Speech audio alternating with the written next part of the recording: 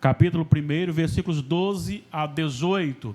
Tiago, capítulo 1, 12 a 18, dando seguimento à nossa exposição da epístola de Tiago, lembrando que este é o irmão do Senhor Jesus.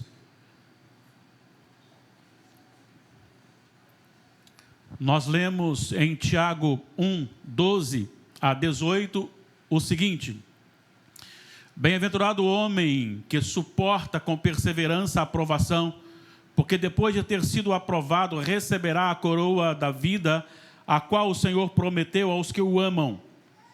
Ninguém ao ser tentado diga, sou tentado por Deus, porque Deus não pode ser tentado pelo mal e Ele mesmo a ninguém tenta. Ao contrário, cada um é tentado pela sua própria cobiça, quando esta o atrai e seduz. Então a cobiça, depois de haver concebido, dá à luz o pecado, e o pecado, uma vez consumado, gera a morte. Não vos enganeis, meus amados irmãos. Toda boa dádiva e todo dom perfeito são lá do alto, descendo do Pai das luzes, em quem não pode existir variação ou sombra de mudança. Pois, segundo o seu querer, Ele nos gerou pela palavra da verdade, para que fôssemos como que primícias das suas criaturas. Vamos orar? Ó Pai, receba neste momento a nossa submissão, a nossa necessidade, a nossa confissão. Receba neste momento, Senhor Deus, a nossa limitação, e transforme isto pelo poder do Teu Santo Espírito em edificação para a nossa vida aqui e agora. Venha ao nosso socorro, pois dependemos de Ti. Fale ao nosso coração, assim como tens feito no decorrer deste culto. Que o Senhor nos abençoe. Amém. Queridos irmãos, nós vimos Tiago na última sessão pregada, no último sermão pregado. Nós vimos ele, de certa forma, trazendo um certo conforto para os irmãos que viviam e estavam vivendo ali em sofrimento.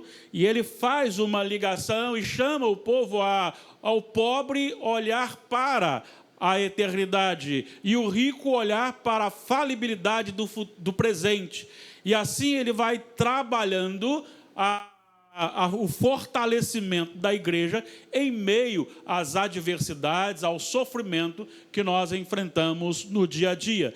Agora ele trabalha uma moderação nesse sofrimento, quando ele chama aos irmãos da igreja a olharem além do visível, além do que é possível enxergar com os olhos físicos. Ele chama a igreja a observar muito além do alcance. E é neste contexto que esses dois assuntos tratados, tanto a origem do pecado como a origem do bem, vem a nos trazer através de Timóteo. Por isso o tema de hoje é vendo a vida nas lentes de Deus. Vendo a vida nas lentes de Deus.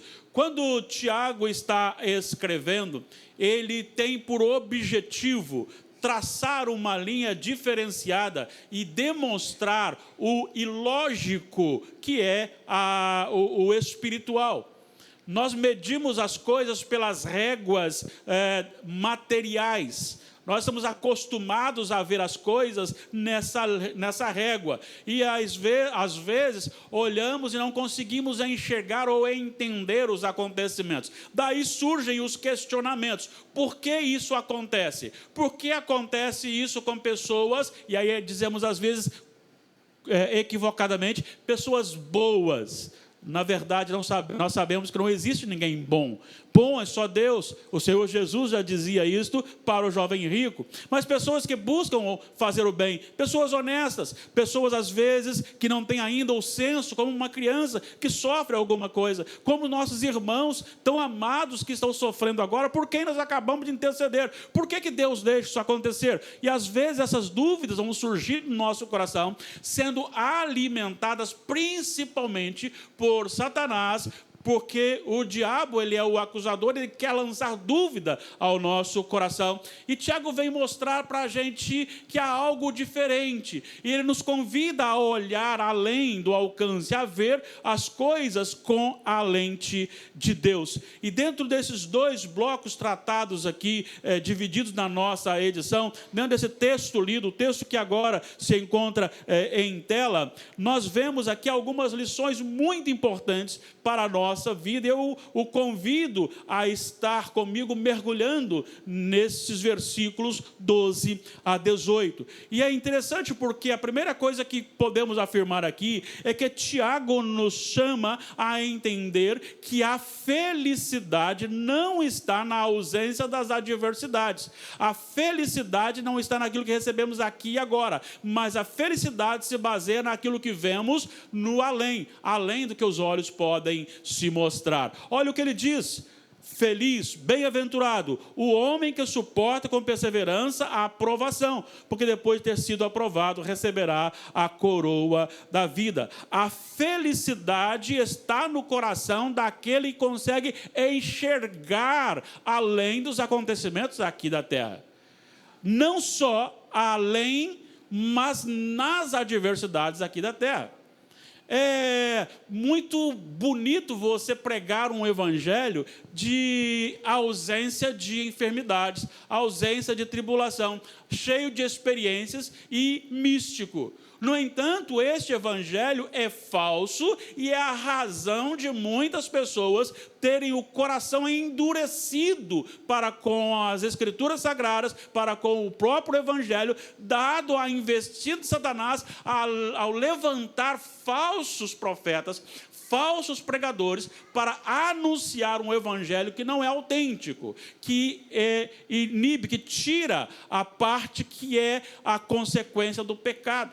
Porque o próprio Senhor Jesus disse: se você quer ser meu discípulo, negue-se a si mesmo, cada dia tome a sua cruz e siga-me. Tomar a cruz significa saber, estar consciente de que nós enfrentaremos enfermidades, dificuldades, provações aqui nesta terra e também tentações. Mas acontece que nós somos chamados a olhar para pós e nas tribulações. Pós nós vamos olhar porque existe uma promessa, e a promessa é a coroa da vida. E é interessante que Tiago começa do fim para o meio. Ele fala da bem-aventurado aquele que está aprovado, aquele que está vencendo, aquele que olha para a vida de uma forma diferente e é resistente. Ele não está dizendo bem-aventurado aquele que começar a fazer, mas ele está deixando bem claro: bem-aventurado o homem que suporta as aflições, as tentações, as provações. E ele fala que dentro da coroa que lhe é dada, esta coroa, ela é autenticada, ela é confirmada na provação. Porque como eu sei que um professor é um bom professor? Se eu ver ele dar aula. Como que eu sei de alguém que aprendeu alguma coisa? Alguém que vai fazer aquilo que falou que sabe fazer. Eu não posso dizer para você que eu sou um exímio piloto de avião. Eu acho que vocês não vão acreditar, a não ser que eu pegue e pilote muito bem um avião. Mas para mostrar que sou, eu preciso pilotar. Eu posso dizer para vocês, eu sou um cirurgião magnífico, mas se vocês nunca me verem fazer uma cirurgia, nunca saberão se eu sou ou não um cirurgião bom. Da mesma forma, eu só saberei e demonstrarei, você só saberá se eu realmente estou em Deus, à medida que eu vou respondendo em meio às provações, em meio às adversidades, como eu vou lidando com essas adversidades. É interessante observar aqui, porque o objetivo aqui é traçar uma linha em que as adversidades, elas promovem o seu caráter, evidenciam o seu caráter. Olha só o que ele diz: ninguém ainda, com perseverança, aprovação, porque depois de ter aprovado, receberá a coroa da vida, a qual o Senhor prometeu aos que o amam. Veja, Ninguém receberá a coroa da vida se não estiver no amor de Deus. O que Tiago está falando? A coroa da vida não é para qualquer um. A coroa da vida não é para qualquer um, é para aquele que ama a Deus. Mas então o amor de Deus lhe garante direito à coroa da vida? Não.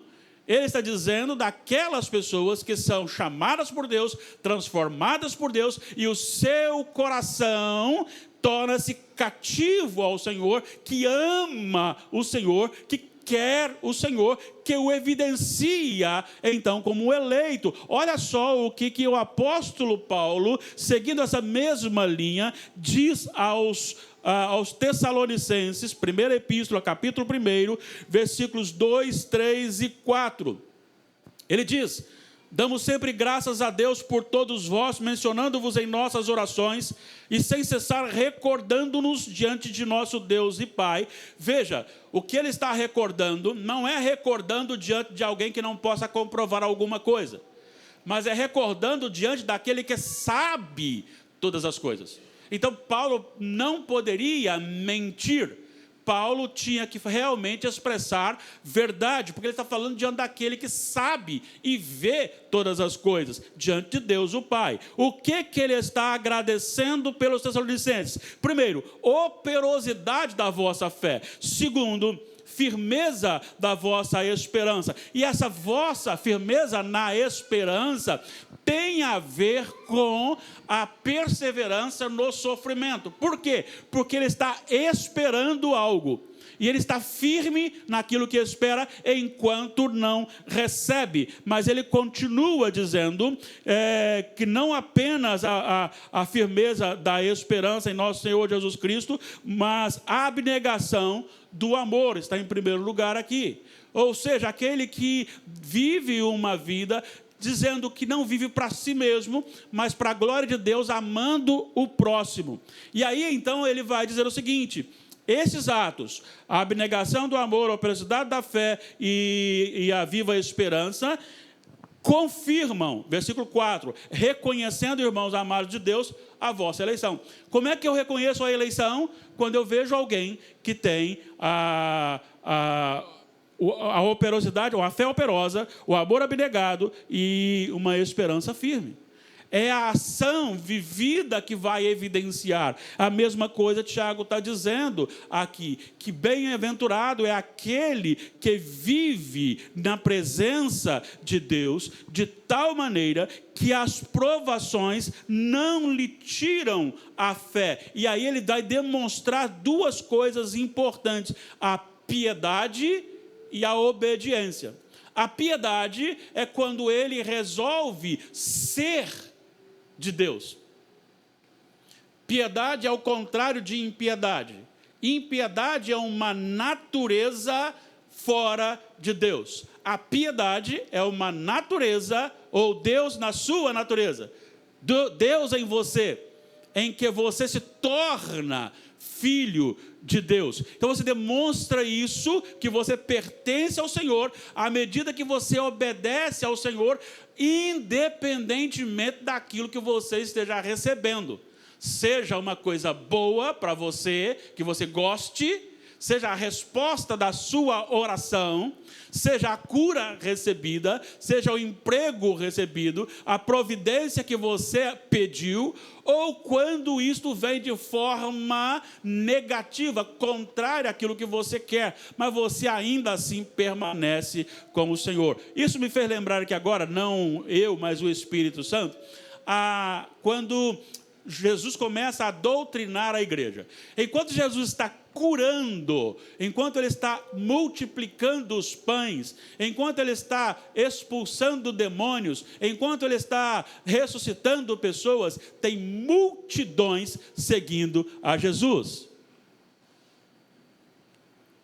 No entanto, quando ele começa a doutrinar a igreja, a multidão some. A multidão vai embora. E só fica aqueles que são de Deus. E aí alguém fala: Senhor Jesus, maneira aí. O sermão está muito duro. As pessoas estão indo embora para a igreja vizinha. Aí Jesus pergunta: vocês também querem ir? Qual é a resposta de Pedro? Para onde iremos? Para onde iremos? Não tem para onde ir. Só o Senhor é o caminho. Só o Senhor é a vida. Só o Senhor é a ressurreição. Só o Senhor é a verdade. Só o Senhor me leva de volta ao Pai. Não tem outro. É isso que me faz ver quando, em meio às adversidades, eu tenho que me agarrar ao único que é capaz de me fazer enxergar além da adversidade. E Ele trabalha justamente quando isto vier. Mantenha-se no Senhor, preso no Senhor, amarrado no Senhor, guardado no Senhor. E dentro disto ele vai dizer que aquilo que está no seu coração não é bom, porque você tem dentro de você uma natureza pecaminosa. E aí ele vai dizer, veja, o sofrimento não é uma tentação de Deus. Deus não está tentando você, porque Deus não pode ser tentado. Olha só como que ele trabalha. Ninguém, ao ser tentado, diga, sou tentado por Deus, porque Deus não pode ser tentado pelo mal. Por que Deus não pode ser tentado pelo mal? Ele responde isso logo abaixo. Ele continua dizendo, ele mesmo a ninguém tenta. Ao contrário, cada um é tentado pela sua própria cobiça. Como Deus não tem impureza, então Deus não pode ser tentado pelo mal. Como nós temos uma natureza corrompida, o que nos tenta não é nem o que nos é mostrado, mas aquilo que está dentro do nosso coração. Deixa eu fazer aqui uma analogia.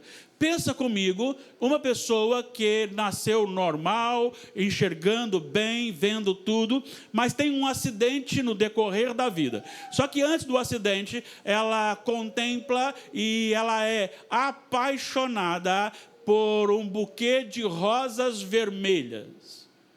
Rosas vermelhas. E ela ama a beleza da rosa vermelha. E ela se encanta todas as vezes que ela vê uma rosa vermelha. E por um acidente, ela então perdeu a visão, ela não consegue mais enxergar.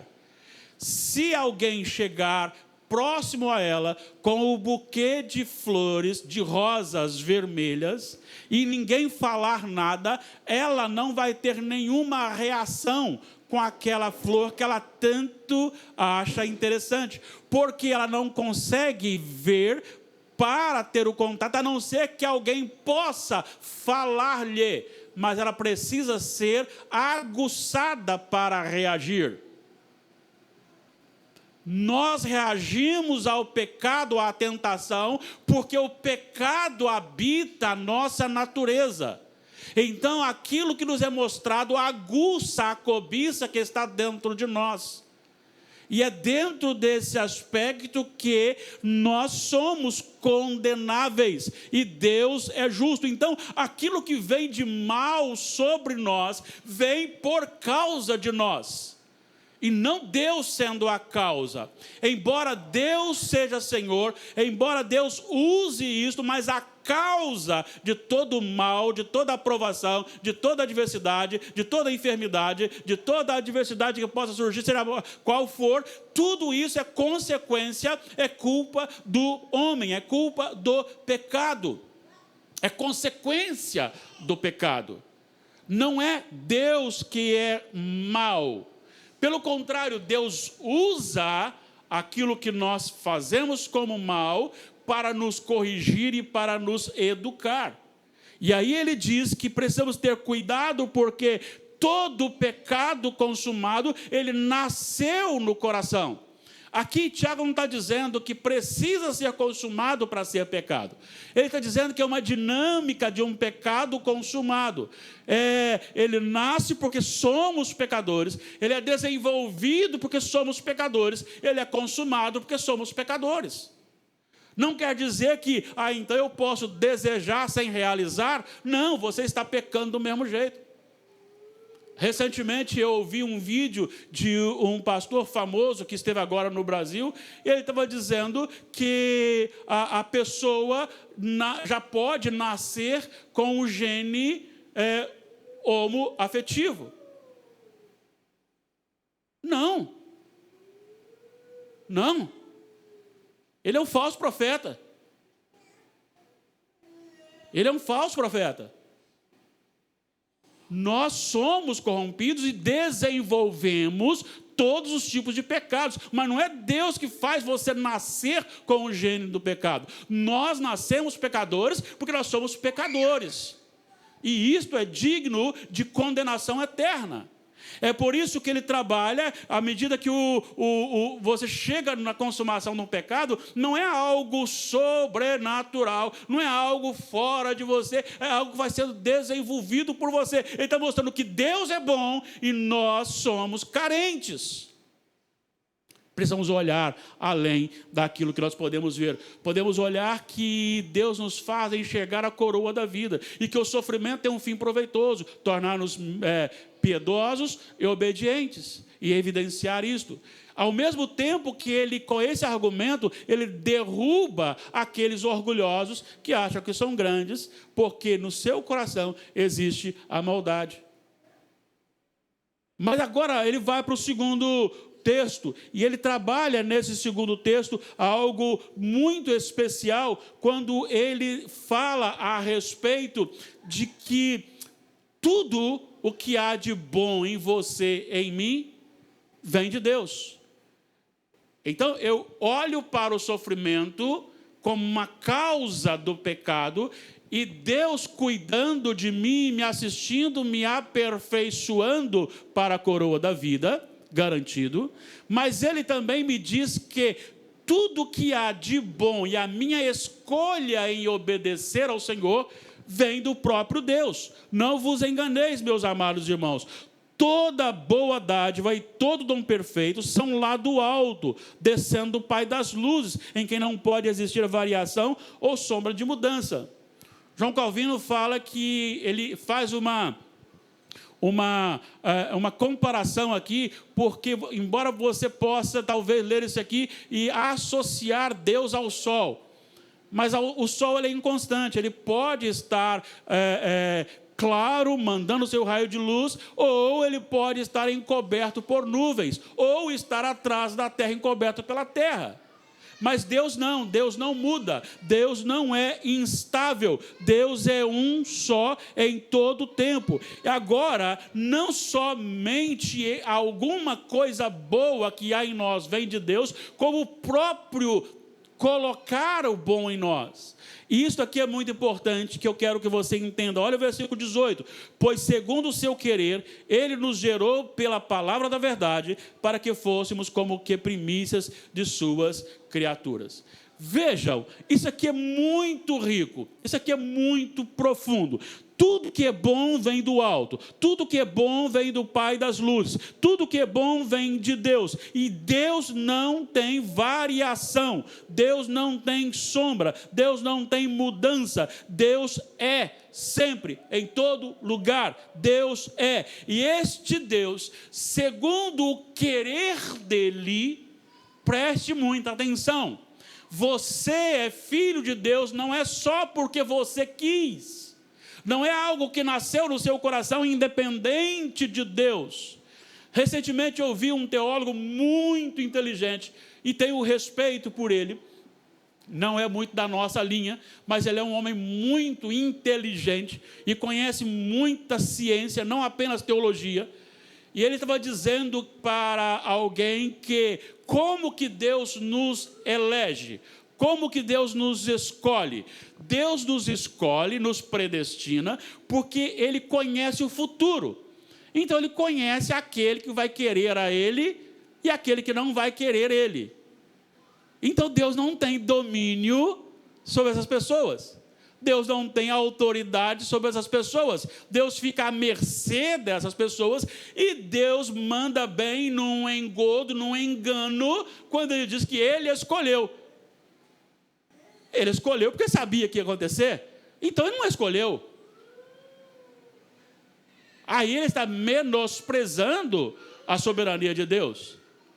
Deus nos gerou, regenerou, aqui está dizendo, segundo o seu querer. Deus olhou para você, Deus olhou para mim e disse: eu quero fazer este homem, esta mulher, para a minha glória. Ou você acha que Deus está assim doidinho para você se arrepender? Aí chega por favor, me aceita. Me aceita. Não, quero não. Me aceita, me aceita. Aí um aceita, aceitou, que maravilha. Não.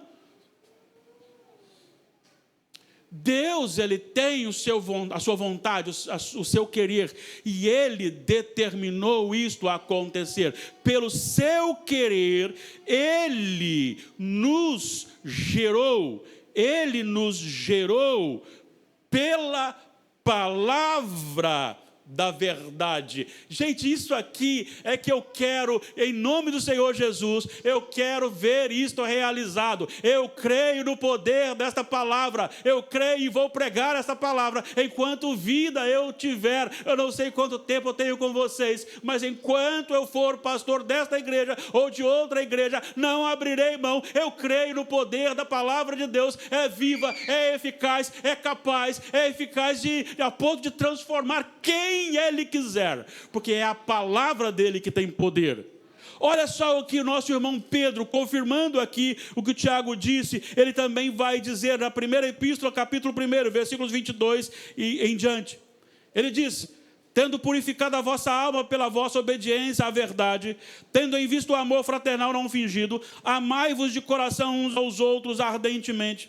Olha o que ele diz: pois fostes regenerados, não de semente corruptível, mas de incorruptível, mediante a palavra de Deus, a qual é viva, a qual vive e é permanente.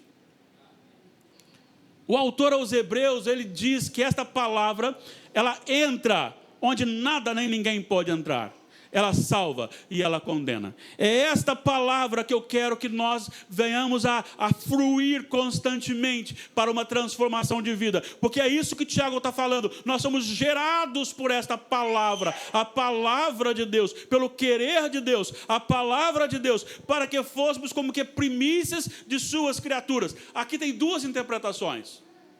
Aqui tem uma interpretação de toda a criação. Deus nos recria. Ele nos recriando, ele nos faz então as primícias desta criação, ou seja, uma criação num nível de intimidade com ele. Ele criou todas as coisas, e depois disso veio a queda, afastamos dele, a maldição veio sobre a terra, e quando ele nos recria, ele então nos faz povo dele, sendo nós então as primícias dele, um povo especial que ele separou para ele. É uma interpretação saudável também, não precisa, não tem nenhum problema em ter essa interpretação. Mas existe uma outra interpretação, que ele está falando aqui, quando ele está falando de criação, aqui no versículo criaturas, primícias das suas criaturas, há uma outra interpretação de que ele está dizendo de entre o povo dele, os judeus foram as primícias, o povo eleito dele, os judeus foram as primícias. E ele, salvando primeiro os judeus e os gentios que ali estavam, eles foram os primeiros daqueles que viriam depois como nós. Não importa se é uma, se é outra, a questão é que nós somos criaturas santas de Deus, recriados pelo poder da sua palavra. Isto me dá algumas garantias. E eu já estou chegando ao final. Primeiro, como vem dele, não dependeu de mim, eu não preciso me preocupar em perder a salvação. Mas como assim? Não preciso me preocupar em perder a salvação. Não. Porque é dele. A ação é dele. E ele fez isso na palavra da verdade. Quem é a palavra da verdade? Vamos pensar o que João começou a escrever o Evangelho? No princípio era o verbo, palavra, e o verbo, palavra, estava com Deus, e o verbo, palavra, era Deus. Jesus fala que ele é o caminho, a verdade e a vida. João registra Jesus orando ao Pai no capítulo 17, versículo 17, santifica-os na verdade. Jesus, eu sou a verdade. Santifica-os na verdade. A tua palavra é a verdade. João diz, o verbo palavra, Jesus é a palavra, a verdade é Jesus, a verdade é a palavra. Jesus é a luz do mundo. A palavra é a luz dos homens. Então, Jesus é esta palavra da verdade. Ele é a boa nova. Ele é o Evangelho. Nós somos regenerados em Jesus, no poder desta palavra. Hebreus capítulo 1, versículos 1 e 2. No outro tempo, Deus falou de muitos modos e maneiras aos pais pelos profetas. Nos últimos dias, nos falou pelo Filho. O Filho, a vida do Filho é a palavra de Deus. E há poder nesta palavra. Sinto muito, a sua palavra não tem poder. A sua palavra não tem poder. Você pode passar agora perto de uma mansão e decretar, esta mansão será minha. Eu declaro que esta mansão será minha. Eu declaro que esta mansão será minha. Se você não estiver sob o cuidado de Deus, para que Deus lhe dê habilidades para trabalhar, para ganhar seu dinheiro, ela não será só porque você falou. Agora, o que o Senhor falou acontecerá. Querendo o homem ou não, acontecerá. Deus diz, haja e ouve, do nada. E quando Deus determina, acontece, porque na palavra do Senhor há poder. E Ele nos gerou pela palavra da verdade. Ele nos fez suas primícias, um povo especial. Veja bem, não somos um povo especial. Nós somos tornados um povo especial. Vou explicar. Não somos de que forma? Eu não me torno especial à medida que eu vou me aproximando de Deus por mim mesmo. Mas eu sou tornado especial quando Ele me aproxima para Ele. E este ato, então, desta primícia e de ser o poder da palavra, além de dar-me segurança, ela também me faz entender que não é algo forçado. Deus não me trata como um boneco. Deus não me trata como um boneco. Deus move, entra, esta palavra entra no meu coração. Esta palavra entra no meu coração da mesma forma que o autor aos Hebreus falou aqui no capítulo 4, versículo 12. Porque a palavra de Deus é viva e eficaz e mais cortante que qualquer espada de 2 gumes e penetra até ao ponto de dividir a alma e espírito, juntas e medulas, e é apto para discernir os pensamentos e propósitos do coração. E não há criatura que não seja manifesta na sua presença. Pelo contrário, todas as coisas estão descobertas e patentes aos olhos daquele a quem temos de prestar conta. Esta palavra, ela entra no coração. Pode ser o pior coração. Pode ser o coração mais corrupto que você pode imaginar. Pensou em alguém, né? Pois então, pode ser. No entanto, quando o Espírito aplica esta palavra de vida, esta palavra move o nosso coração de tal maneira que nasce em mim uma facilidade, uma habilidade de ver aquilo que eu não via antes. E aí eu vejo 2 coisas. Eu me vejo condenado e eu vejo a salvação preparada para mim, que é Jesus Cristo. E aí tem um lado meu que quer permanecer cá, mas tem um outro lado colocado pela palavra da verdade, que agora quer o Senhor Jesus, anseia pelo Senhor Jesus, se aproxima, é atraído pelo Senhor Jesus. Então, eu vivo de tal maneira em que eu não simplesmente vou para o Senhor quando Ele determina que eu vá, mas eu vou querendo ir, porque Ele me faz querer ir. De todo jeito a glória é sempre dele. E é esta palavra que me faz então estar nele. E eu olho para o futuro. A vida aqui é passageira. A vida aqui não tem muito sentido para aqui mesmo. A vida aqui começa em logo seguida, já passou. Já passou. Hoje nós estávamos na maternidade, e eu, pastor Anderson e a SAF da igreja Ebenezer, e aí a menina que estava com a gente lá, tinha 3 irmãs e o esposo, e aí ela estava brincando, né? O pastor Anderson brincou alguma coisa de juventude, aí ela brincou assim: você pode cantar aquele hino, não somos jovens no mundo velho, mas talvez somos velhos no mundo jovem. Aí o Anderson ficou assim, eu falei: é isso mesmo, filho, acabou, já passou. Já passou, não adianta querer ser adolescente, ser jovem. Mesmo que sua cabeça queira, mas o corpo não acompanha mais não. Tem jeito. A vida vai passando, vai passando. Daqui a pouquinho, a força vai acabando, vai diminuindo. E aquele pai, sabe aquele pai que carregava tudo? Carregava 2, 3 filhos nas costas. Sabe aquele pai que plantava, que colhia? Aquele pai que carregava um feixe de lenha que você nem via o seu pai debaixo daquele negócio? Sabe aquele pai que fazia tudo por você? Daqui a pouquinho ele está precisando de que você o ajude a segurar, a amparar, a conduzir, porque a vida passa, e passa rapidamente. É por isso que você e eu precisamos entender que a vida não é para aqui, ela é para o céu. Ainda que chegue a esse ponto de você ter que ajudar o seu pai, e se ele estiver em Jesus, quando ele morrer, todo este mal do pecado permanece ali, e ele ressuscita com todo o vigor, sem nenhum pecado, sem nenhuma tristeza, sem nenhuma dor, sem nenhuma limitação, porque esta é a bênção e para isto fomos gerados. É por isso que ele vai dizer: bem-aventurado é aquele que suporta as provações e sabe que as tentações não vêm de Deus. A tentação vem do nosso próprio coração corrompido. E Deus se utiliza da provação para nos fazer crescer, evidenciar e mostrar que nós somos filhos dele. Se temos alguma coisa boa em nós, veio do Senhor. A nossa conversão veio do Senhor. E ela veio por uma nova geração. Nós somos criados de novo. Eu não poderia ser consertado.